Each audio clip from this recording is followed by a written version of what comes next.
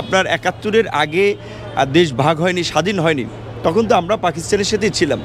সেই সুবাদে আপনার আমাদের হোসেন শহীদ সোহরাওয়ার্দী থেকে শুরু করে যারাই জাতীয় নেতৃত্ব ছিলেন, সে ভারতের হোক কিংবা পাকিস্তানের হোক, তাদের প্রতি আমাদের একটা সম্মান থাকা দরকার। এই ধরনের জাতীয় ব্যক্তিকে বিভিন্ন দেশে দেশে স্মরণ করা, তাদের নিয়ে প্রোগ্রাম করা, তাদের আপনার অবদানকে তুলে ধরা, এটা ভবিষ্যতের রাজনীতিবিদদের জন্য একটা শিক্ষা অনুপ্রেরণা হতে পারে। এটা আমি খারাপভাবে দেখছি না, ভালো পদক্ষেপ হিসেবে দেখছি। এবং এটা কিন্তু বিভিন্ন দেশে হয়। নেলসন ম্যান্ডেলার জন্মদিন, মৃত্যুদিন এখানে পালন করা হয়, গান্ধীজিকে নিয়ে বিভিন্ন প্রোগ্রাম করা হয়। তারা একটা জাতীয় নেতৃবৃন্দ না, আসলে শুধু তাদের জাতীয় গণ্ডি ছাড়িয়ে তারা একটা আন্তর্জাতিক নেতা ছিলেন। সেই জায়গা থেকে তাদের ভালো কাজের জন্য তাদেরকে স্মরণ করা যেতে পারে। জাতি হিসেবে আমাদের মধ্যে জাতীয় ইস্যুতে ঐক্য নাই, আমাদের মধ্যে একতা নাই, আমাদের মধ্যে আন্ডারস্ট্যান্ডিং নাই। ধরেন ভারতের কথা যদি ধরেন, বাংলাদেশে কোন সরকার ক্ষমতায় থাকবে সেই প্রশ্নে কিন্তু ভারতের সরকারি দল বিরোধী দল সবসময় একই পজিশনে থাকে। বিশেষ করে গত ১.৫ দশকে যে আওয়ামী লীগ সরকার ছিল, তাদের প্রতি কংগ্রেসেরও সমর্থন ছিল,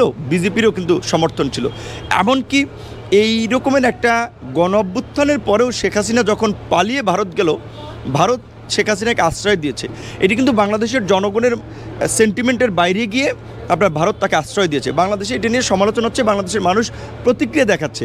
বিপরীত দিকে যদি আপনি দেখেন, ভারতের সরকারি দলের কেউ এটা নিয়ে কোশ্চেন তুলে নেয়, বিরোধী দলের কেউ কোশ্চেন তুলে নেয়। কাজে ভারত এই যে জাতীয় স্বার্থ সংশ্লিষ্ট বিষয়ে যেভাবে তাদের একটা দৃষ্টিভঙ্গি থাকে, বোঝাপড়া থাকে, আমাদের কিন্তু জাতিগতভাবে সেভাবে নাই। আমরা পাকিস্তান থেকে আলাদা হয়েছি, স্বাধীন হয়েছি, তাই বলে পাকিস্তানের সাথে আমাদের একেবারে কোনো সম্পর্ক থাকবে না কিংবা একটা বৈরী সম্পর্ক থাকবে, এইটাও বোধহয় সঠিক চিন্তাধারা না। এইটা একটা ইন্ডিয়ান কালচারাল হেজিমনি এই দেশে দীর্ঘদিন ধরে তৈরি করে রাখা হয়েছিল যে পাকিস্তান মানে জঙ্গি রাষ্ট্র, পাকিস্তানের সাথে বাংলাদেশের কোনো সম্পর্ক থাকতে পারে না।